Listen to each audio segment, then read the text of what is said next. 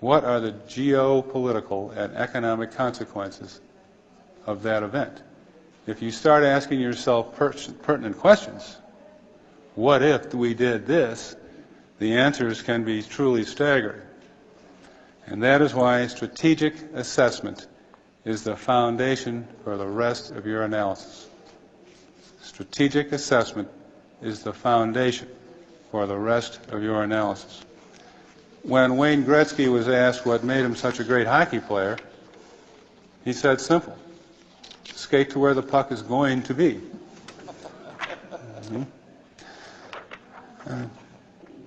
Sun Tzu tells us that when armies engage in actual fighting, if victory is long in coming, the men's weapons will become dull and their enthusiasm will wane.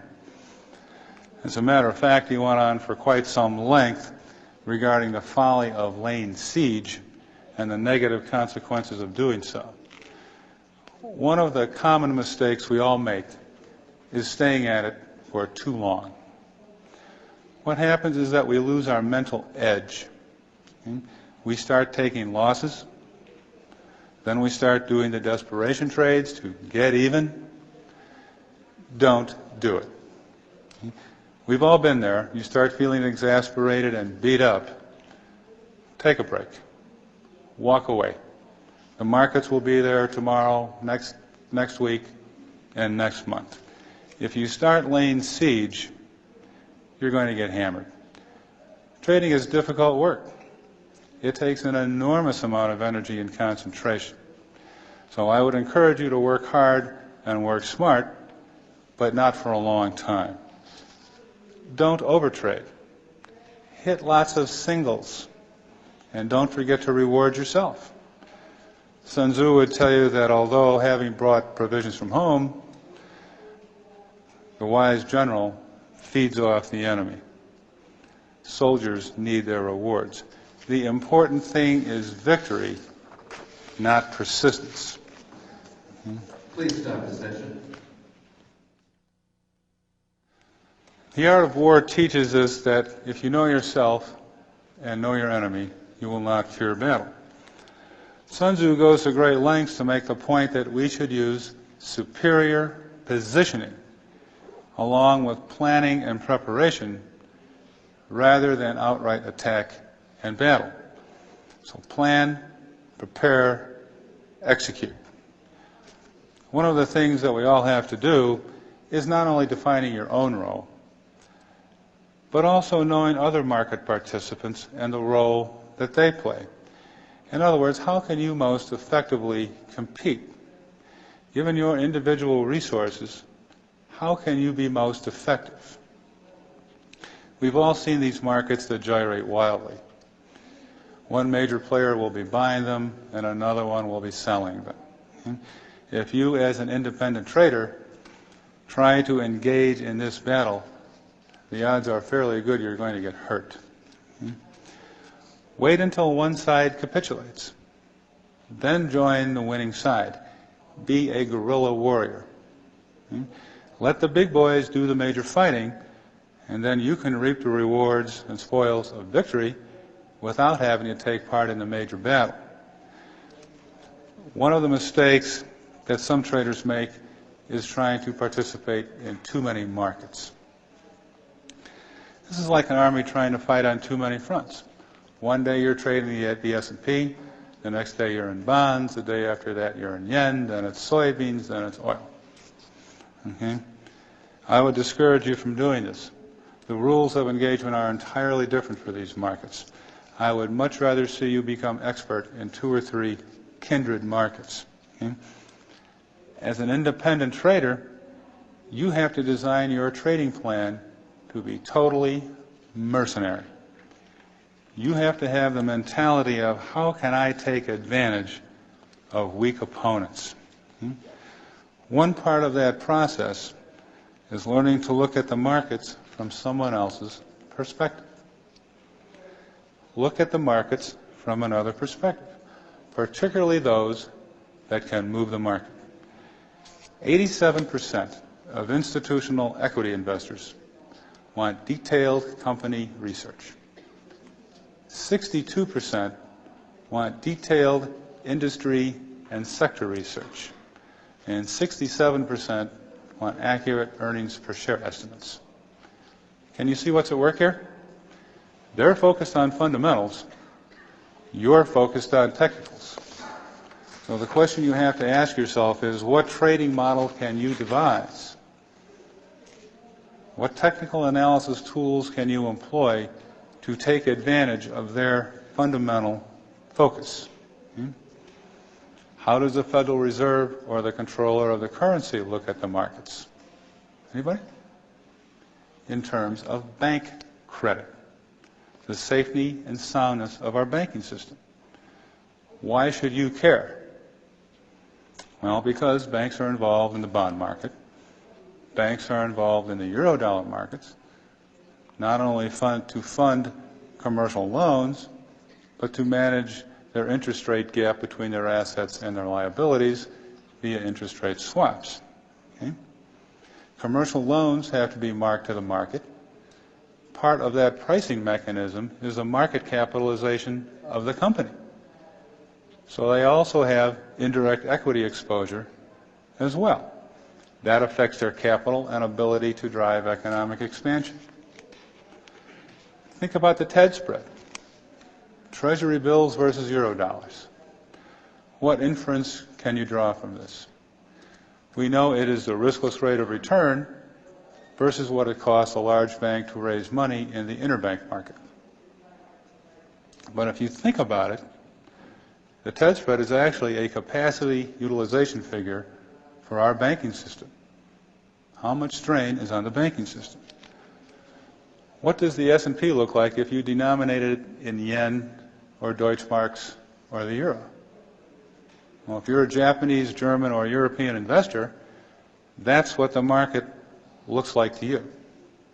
Now, given the increasing participation of international investors in our equity markets, then currencies take on an ever increasingly important role in your own technical analysis of our stock market.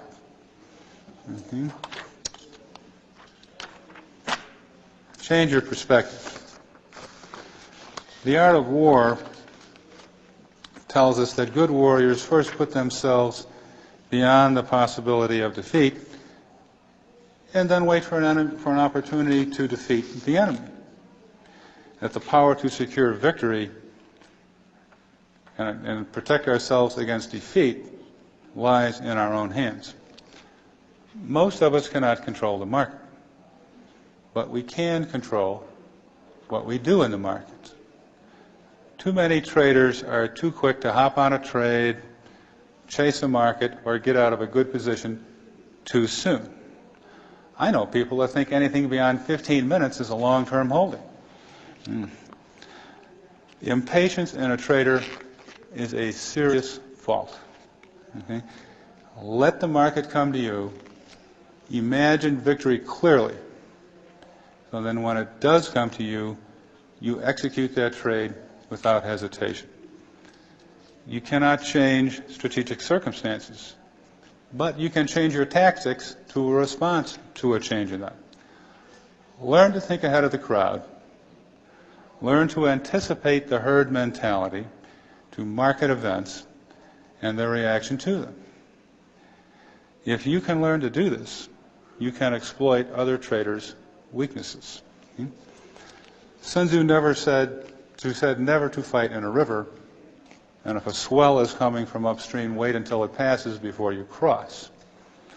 Some time ago, Deutschmarks entered a long, protracted decline from 70-something down to about 60-something. Okay? That entered the sideways period of this narrow, choppy trade.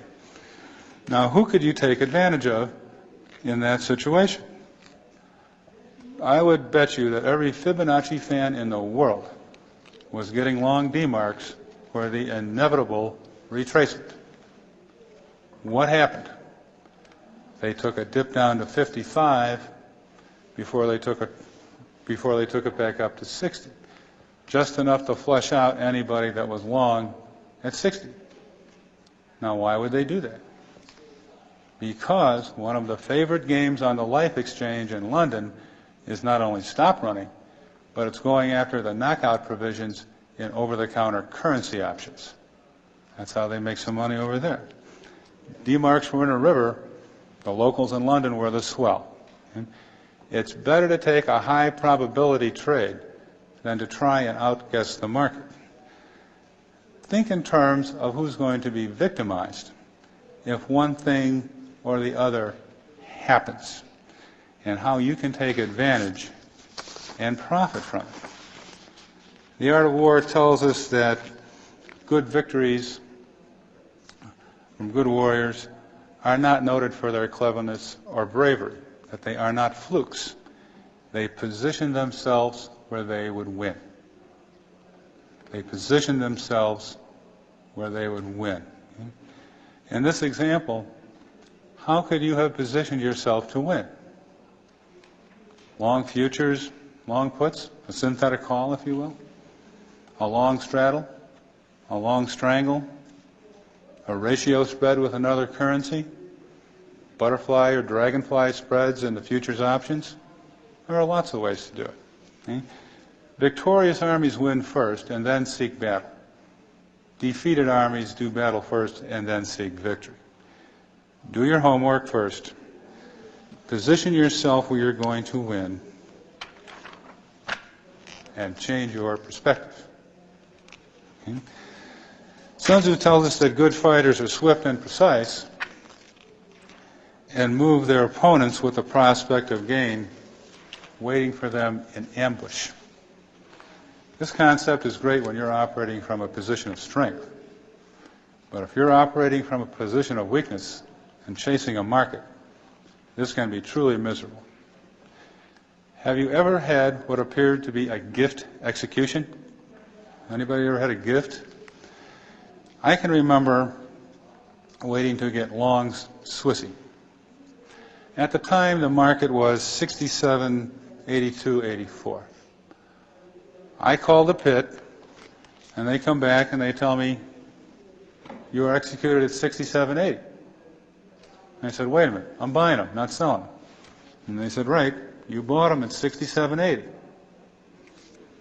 I said, okay, you say so. Well, I sat there and watched it bounce and bounce and vacillate and really didn't do much of anything. And I got this nagging feeling that something was really wrong here.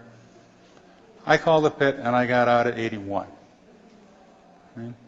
Sure enough, about 10 minutes later, Swissy just collapsed for no apparent reason.